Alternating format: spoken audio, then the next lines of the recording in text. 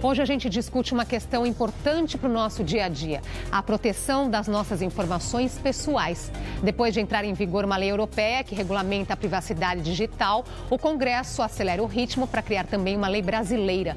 3 projetos estão tramitando. Um deles foi aprovado na Câmara e agora vai para o Senado. Com isso, 6 anos após o Congresso começar a debater o assunto, teremos finalmente uma lei que garanta mais proteção às informações do usuário da internet? Muita gente não vive mais sem eles.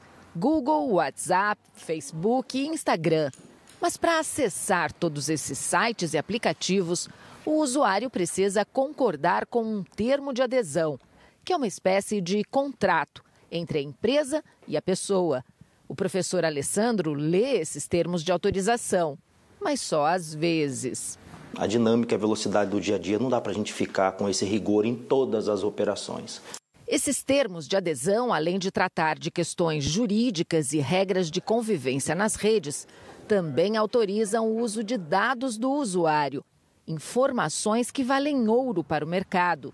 Isso faz com que a publicidade pode lhe ser direcionada, né? Razão pela qual, quando você pesquisa, por exemplo, um tênis na internet, esse tênis te persegue por muitos dias e muitos meses. Pela importância pessoal e financeira dessas informações, muitos países já têm uma legislação específica que protege o usuário e coloca um limite para as empresas na coleta e no uso desses dados. Aqui na América Latina, só o Brasil ainda não tem.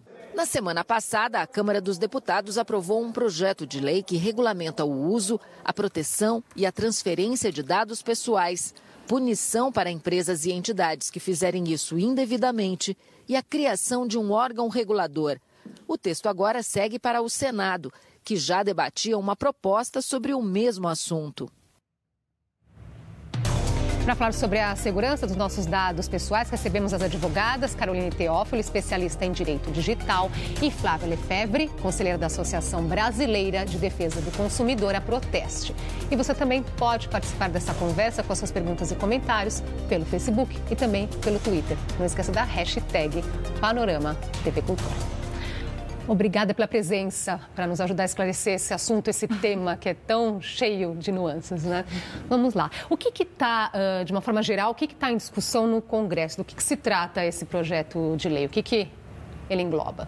Tá, os projetos de leis, eles visam a proteção de dados pessoais dos nossos cidadãos, né, que são denominados titulares de dados. E eles trazem uma transparência, tanto na coleta desses dados, como para o uso, a finalidade para a qual eles foram coletados, se há o compartilhamento. Eles trazem de forma expressa direitos desses titulares de solicitarem retificação desses dados, solicitarem o apagamento. Então, ela vem nesse sentido de transparência, tanto para o usuário como o comportamento para as empresas. Nós já tínhamos legislações que falavam de proteção de dados, que é o Marco Civil, mas regulamentava uma relação entre sistemas de informação, ou seja, via internet, o próprio Código de Defesa do Consumidor, a Constituição Federal. Pois é, exatamente. Já tinha aí outras leis, Marco Civil, você citou aqui, o Código de Defesa do Consumidor. Então, por que a necessidade da criação de uma outra lei? Que lacuna que existia aí na proteção desses dados, doutora Flávia? Nós temos um desenvolvimento, né, da tecnologia muito grande. Então, grandes empresas colhendo dados num volume muito grande, não só pela internet, mas em outras relações. Por exemplo, importante que o usuário saiba que quando ele vai à farmácia e consegue um desconto, e para conseguir o desconto ele dá os dados dele, CPF, RG, etc., que a farmácia vai coletar esses dados e, a princípio, né, ela não tem tantas obrigações de segurança, de guardar e de compartilhar e condições e regras para compartilhar esses dados, como terá no dia que essa lei for aprovada. Além disso, como a relação que a gente mantém com os poderes públicos, né? Então, você vai fazer a sua inscrição num programa social, no FIES, num programa educacional, vai usar o programa da farmácia popular, por exemplo, e vai dar seus dados, o poder público tem que ter obrigações também de usar com responsabilidade esses dados que são muito sensíveis. E deixar muito claro para que vai ser utilizado. Exatamente. Só para a gente ter uma ideia do tamanho do problema antes dessa lei, né? Para que esses dados eram utilizados? Muitas vezes, né, para conseguir desconto em farmácia, a pessoa dá lá, nem pensa para que vai ser e para onde vão parar esses dados, doutora Carolina? As pessoas têm noção disso? Nenhuma. A gente, às vezes, por pressa, eu quero usar um aplicativo, eu não penso que para o que eu estou concedendo aqueles meus dados, por que ele precisa do acesso à minha biblioteca de imagens, por exemplo, à minha localização, não há essa transparência entre a necessidade efetiva daquele dado para a prestação de serviços, mesmo que esse serviço seja gratuito, que não haja nenhuma cobrança por ele. A verdadeira cobrança são os dados. Então, os dados hoje, eles são ativos extremamente valiosos na nossa sociedade, né, digital, porque eles valem dinheiro, a gente concede os nossos dados em troca de serviços, como a doutora explicou, e as empresas utilizam como elas bem entendem. Elas podem fazer análise com os nossos dados, ofertar produtos, serviços direcionados, marketing, enviar e-mails. Então, há um uso e um compartilhamento excessivo e sem transparência. E sem o nosso consentimento, não é? E sem o consentimento. E é importante que o consumidor e o usuário, o cidadão, saiba que hoje o tratamento desses dados se dá por sistemas, né, informatizados, por algoritmos, né, usados para tomada de decisão e para direcionamento de propaganda política, direcionamento de informação, que está lá no seu feed de notícias da sua rede social, por exemplo. Não é à toa que a gente faz a busca por qualquer produto e esse produto fica aí nos acompanhando tanto tempo. Ou seja, esses algoritmos que usam os nossos dados, eles têm uma finalidade de discriminar e criar perfis. E aí, por exemplo, a farmácia, como eu já tinha dito antes, vamos supor que ela comercialize seus dados com a empresa de plano de saúde, que vai saber que remédios você toma, que doenças você tem, e o dia que você for contratar com uma seguradora de saúde, você pode ser discriminado, você pode pagar mais caro. A mesma coisa em processos de seleção de emprego. Então, é importante que os cidadãos saibam que seus dados são extremamente valiosos, porque eles são utilizados para empresas tomarem decisões e discriminar. O consumidor fica extremamente fragilizado no meio disso tudo. Vulnerável. Exatamente. Nós temos enquete sobre esse assunto. A nossa pergunta é a seguinte: os termos de uso das redes sociais são fáceis de entender? Sim ou não? Vamos ver aí o que as pessoas acham nesse sentido, né? Bom, então vocês apresentaram aí um problema que nos deixa extremamente preocupados. Então, a necessidade aí da criação de uma lei que foi aprovada agora, recentemente, na Câmara e segue para o Senado. Para entendermos, existiam então 3 projetos de lei em trâmite no Congresso. A intenção é que eles sejam reunidos? Em que pé que está isso? Pode falar, né? Eles já foram reunidos, né? Na Câmara haviam 2 projetos de lei. Um dos projetos de lei apensado ao 4060, que foi o PL aprovado. E é importante que se diga, com relação a esses 2 projetos, que eles foram muito debatidos. Na comissão, não só na origem, no Ministério da Justiça, de onde veio o 5276, mas também na Câmara, o deputado Orlando Silva, que é o relator na comissão especial desses projetos, promoveu uma série de audiências públicas, uma série de debates multissetoriais com todas as partes interessadas, e esse texto que sai da Câmara sai com muita legitimidade, já foi encaminhado ao Senado, o PL do Senado 330 já foi apensado e agora a gente espera o que vai acontecer com esse texto bastante legitimado, que foi aprovado por unanimidade na Câmara, né? O que vai acontecer agora. Mas até aqui nós temos motivos, então, para comemorar nesse sentido. Sem o projeto que está nenhuma. seguindo está em trâmite no Congresso. Mas há algum ponto ali que preocupa vocês, que parece que não vai ser incluído e deveria ou não? O que vale chamar a atenção? O que vai seguir é o 4060, que é, desde o início, o projeto de lei mais completo. É o da Câmara. É o da Câmara, que foi agora para o Senado. No Senado estava o 330. O 5276, ele já estava pensado ao 4060. Então, 4060 chegou no Senado, onde já estava o 330. Agora, a gente segue com o texto principal do 4060, que é um texto bem amplo. Ele é bastante aderente à própria legislação europeia, que é o GDPR, o Regulamento Europeu, que trata de proteção de dados. Então, ele é mais sólido, acho, na nossa visão, né? Para ajudar aqui, nós temos uma arte justamente mostrando a lei de proteção de dados, que foi aprovado na Europa. Então, quer dizer, em muitos pontos, a ideia é que a nossa lei siga essa, que é a chamada GDPR, que é europeia. Vamos ver, para nos ajudar aqui a trazer esses pontos. Então, tá lá. Correção ou eliminação, quer dizer, em alguns casos, os usuários podem corrigir ou até deletar informações que as empresas guardam sobre ele. Isso. Vamos esclarecer cada um desses termos, então. Começando por essa correção e eliminação.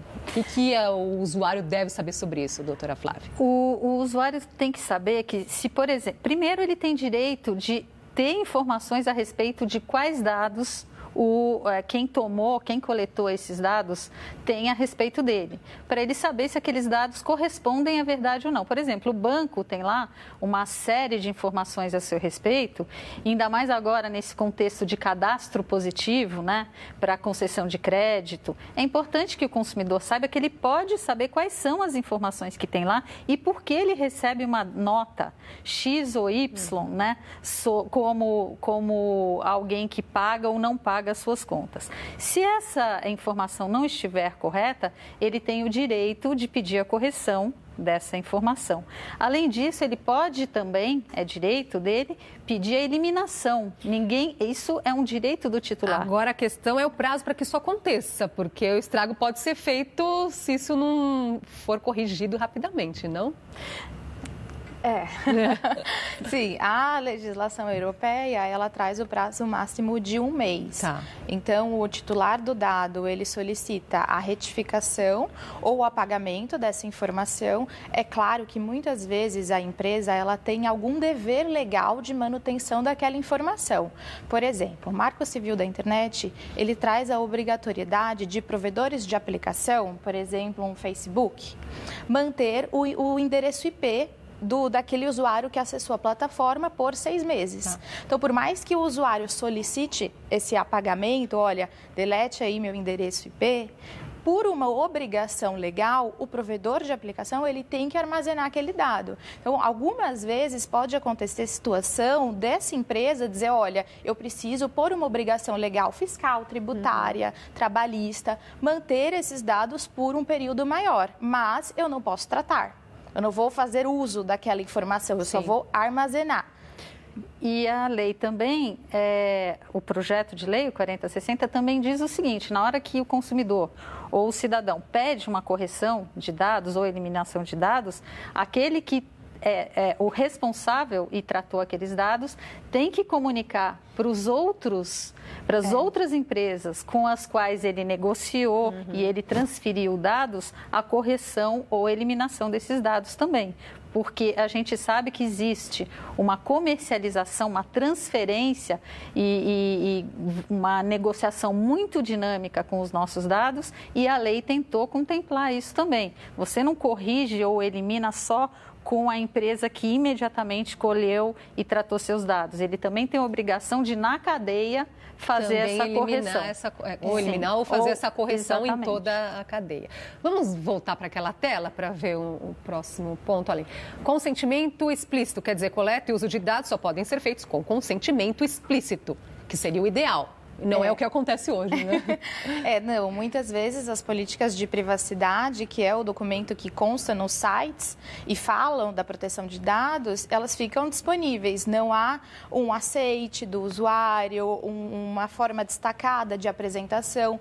Então, esse consentimento expresso, ele tem que ser dado previamente pelo usuário. Então, antes da coleta, antes da empresa coletar os dados daquele usuário, ele tem que consentir, ele tem que autorizar. E essa comprovação da autorização do consentimento cabe às empresas. Então, ela precisa garantir, por exemplo, o registro de log daquele aceite dado numa plataforma. E é importante lembrar que a lei manteve, né, garantias que estão no Código de Defesa do Consumidor e no Marco Civil da Internet, especialmente porque no Marco Civil da Internet, o consentimento, além de inequívoco, informado, etc., ele deve ser expresso, né? Então, isso é importante, isso foi mantido com esse projeto de lei e é alguma coisa muito importante quando a gente pensa, por exemplo, nesse projeto de lei que também está em trâmite no Senado, sobre o cadastro positivo, que autoriza a transferência de dados de mais de 100 milhões de brasileiros automaticamente sem o consentimento. Né? Nesse caso, uma lista do bom pagador, não é isso? É uma lista do bom pagador, mas a gente tem que lembrar o seguinte, as pessoas vão receber notas. Então, você pode ter uma boa nota ou você pode ter uma má nota, né? As pessoas estão aqui se manifestando nesse sentido. A Elida Schaffer, via Twitter, ela fala sobre os termos de uso das redes sociais. Eu nunca nem li. O Nash, via Twitter também. Sobre essa questão também dos termos das redes sociais, a maior parte das pessoas sequer lê as linhas pequenas. É fato, não é? Fato. É fato, mas as pessoas têm que saber o seguinte, com o Código de Defesa do Consumidor, cláusulas que são abusivas, né, que sejam abusivas ou que contrariem a lei, elas não têm validade. Então, não é porque está no termo de uso que você também, e você não leu e você concordou, que você está concordando absolutamente com tudo, que você nunca mais pode reclamar um direito. Não, se a cláusula for abusiva, que é um conceito jurídico que consta no Código de Defesa do Consumidor, por exemplo, o consumidor pode sim reclamar. Mesmo depois de expressamente ter concordado. De concedido. Até um dos temas ali, um dos direitos previstos é exatamente esse. Eu dei o meu consentimento para o tratamento daquele dado pessoal e eu não quero mais. Eu, por algum motivo, eu não quero. Que notícia eu posso boa solicitar o sentido. esquecimento.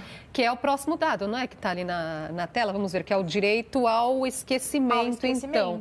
Permite a pessoa não ter exposto ao público um fato que, mesmo verídico, possa causar transtornos. Também, o que significa isso? Esse direito ao esquecimento, ele é um pouco mais amplo do que meramente tratamento de dados, né? Então, vamos pensar numa pessoa que, por exemplo, foi processada, né?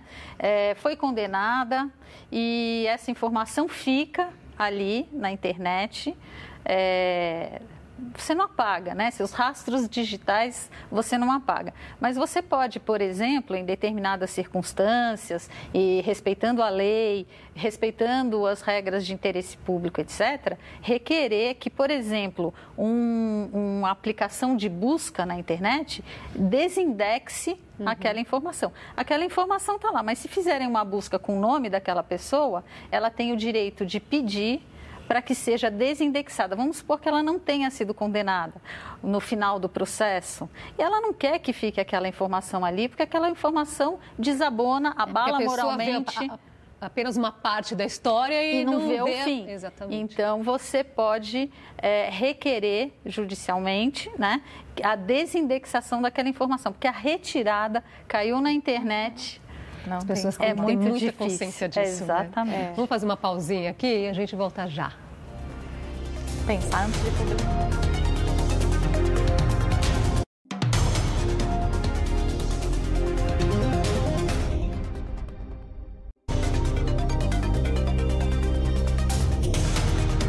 Já estamos de volta com o Panorama. Hoje falamos sobre a proteção dos dados pessoais. Com a gente, as advogadas Caroline Teófilo, especialista em direito digital, e Flávia Lefebvre, conselheira da Proteste. Nós estávamos aqui no bloco anterior olhando os pontos da Lei de Proteção de Dados da Europa, que a nossa está aí buscando uma adequação seguindo esse modelo. Vamos continuar, então? Tá lá, então, o próximo, proteção a crianças. As informações relacionadas às crianças ganham uma proteção especial. Notificação de invasão em até 3 dias. Clientes que tiverem dados hackeados devem ser avisados em até 72 horas. E a política de dados. As empresas devem informar com linguagem compreensível sua política de proteção de dados. Vamos comentar esses outros pontos? Deixa de ser aquele bloco de texto, né, que é bem complicado das pessoas entenderem, para atribuir às empresas a responsabilidade de apresentar um texto compreensível, um texto claro, de modo que ela consiga, sim, coletar um consentimento inequívoco, um consentimento expresso, um consentimento fácil daquele usuário entender que ele pode dar aquele consentimento para o que os dados dele vão ser utilizados, quais dados estão sendo coletados. Então, transfere essa responsabilidade de ter um documento compreensível para a própria empresa. As pessoas estão falando justamente disso. O Rafael Henrique, pelo nosso Twitter, os textos de termos de uso das redes sociais são complexos e, consequentemente, difíceis de entender. Parece que é feito para isso, não é? Então, e questões muito fundamentais, como consentimento, por exemplo, e a finalidade e a informação a respeito da finalidade para o uso daqueles dados, né? Essas coisas devem estar em destaque, né? Se você seguir o que diz o Código de Defesa do Consumidor, por exemplo, que diz que cláusulas que restringem direitos, né? Elas devem estar em destaque, né? A gente deve pensar que não só o consentimento, quando a gente fala que é informado, como a lei fala, é informado, inequívoco, informado porque a linguagem tem que ser acessível, né? Não pode ser uma linguagem técnica que não seja para a pessoa leiga. E quando falamos assim, destaque, talvez mais curto é nesse sentido também, porque não, a questão... Quando a gente fala do Código de Defesa do Consumidor, ele chega a falar em destaque com uma letra maior, um campo específico no contrato com o destaque de cláusulas restritivas. Isso seria muito importante que fosse, de fato, implementado para compor esse conceito que o projeto de lei traz de consentimento informado. Sim. Se você quer informar a pessoa, você tem que ser transparente. Não dá para ser opaco e trazer as pegadinhas e não agir de boa fé no contrato, porque pelo Código de Defesa do Consumidor também, e também pelo projeto de lei, as relações têm que se estabelecer numa base de boa fé, né? De transparência. Então, essas questões todas têm que estar muito contempladas. A lei está bem correta nesse sentido, então. Ela traz isso de forma a deixar o consumidor tranquilo. Para deixar o consumidor tranquilo e para que ele saiba com o que ele está concordando, que são os dados deles que estão sendo compartilhados e a forma destacada, ela pode vir num quadrado maior, com uma outra letra, mas que ele seja responsável por ler aquilo, né? Ainda falava dessa questão que a criança vai ter uma proteção especial, que o nosso projeto está destacando nesse sentido? O projeto destaca, tem uma seção específica para criança e para adolescente, né? E a gente reitera aqui também, né? Tudo que vier com essa lei, no que diz respeito à proteção de crianças e adolescentes, tem que ser lido junto com o Estatuto da Criança e do Adolescente, conjuntamente. Por exemplo, as crianças, né, até 13 anos têm que ter... Elas não podem consentir, o consentimento delas sozinha não é suficiente. Precisa consentimento dos pais, né? Como é que as empresas vão fazer para materializar esse direito? Porque na internet a gente sabe que eu chego lá e eu dou uma informação, eu digo que eu tenho 20 anos, no meu caso eu vou jogar para menos, e alguém que queira contratar um jogo, acessar um jogo, uma brincadeira, uma rede social, pode. Então, como é que isso vai ser feito? Por isso que a gente precisa, né, de uma autoridade nacional, fiscalizadora, reguladora, para definir as regras de como isso vai acontecer. Nesse ponto que eu gostaria de chegar. Explicamos tudo aqui muito bem, então nos traz tranquilidade nesse sentido, a lei que está sendo discutida, mas fiscalização, como é que vai ser? Quem é que vai fiscalizar tudo isso para ver se a lei está sendo de fato cumprida? O projeto de lei, o 4060, ele prevê a criação de uma autoridade nacional para a proteção de dados, de modo que essa autoridade ela seja responsável por fiscalizar o cumprimento da lei, por assegurar que os titulares de dados eles estejam sendo preservados, né, sendo protegidos, por garantir a privacidade dessas pessoas por meio da proteção de dados. Então, essa autoridade, ela, segundo o projeto de lei, ela tem que estar vinculada ao Ministério da Justiça e é uma autoridade que será criada para isso, para cuidar da proteção de dados. O ideal é que isso aconteça, então, seja criado, então, um órgão específico para isso. Usando uma analogia, uma agência reguladora de proteção de dados pessoais. Porque o objetivo é, além de fiscalizar, sem dúvida nenhuma, para garantir que os direitos estão sendo devidamente respeitados, né, e as obrigações das empresas cumpridas, mas também a definição de regras para materializar esses direitos, para mostrar como esses direitos vão ser cumpridos, porque essa é uma lei que estabelece princípios, né? É uma lei principiológica que vai ter que ser detalhada, porque a gente está falando de coisas que acontecem no dia a dia, de bancos de dados, da aplicação de sistemas de coleta, não só na internet, mas também fora dela. Por exemplo, quando a gente pensa na lei do cadastro positivo, a gente está falando, por exemplo, de empresas de energia elétrica, de telefonia, de luz, de água, coletando seus dados e transferindo esses dados e utilizando esses dados. Então, tudo isso, né, demanda um órgão que estabeleça regras, né, e detalhe tudo isso para depois se fiscalizar e ver se isso tudo está acontecendo. Mas dá tempo de responder mais ao Paulo Gabriel. Aqui ele pergunta em relação à lei europeia, as pessoas jurídicas, elas se enquadram como na solicitação da remoção de suas informações? A regulamentação europeia, ela não é aplicável a pessoas jurídicas. Ela está restrita a pessoas físicas. Então, por exemplo, o número de CNPJ, nome de empresa, não está embarcado no GDPR. Ele só é para pessoa física e ele também exclui relações domésticas. Então, relações do dia a dia, com os seus parentes, com vizinhos, não está abrangida pelo GDPR. E é igual no projeto de lei brasileiro. Já temos o resultado aqui da nossa enquete. A pergunta foi: os termos de uso das redes sociais são fáceis de entender? 40% diz que sim. 60% diz que não. A maioria diz que não, mas até que bastante gente está dizendo que sim, não é? O que esperar agora, então, os próximos passos? O que seria ideal nesse momento? Está no Senado. Foi para o Senado, né? O texto 4060, apensado a ele o PL 5276.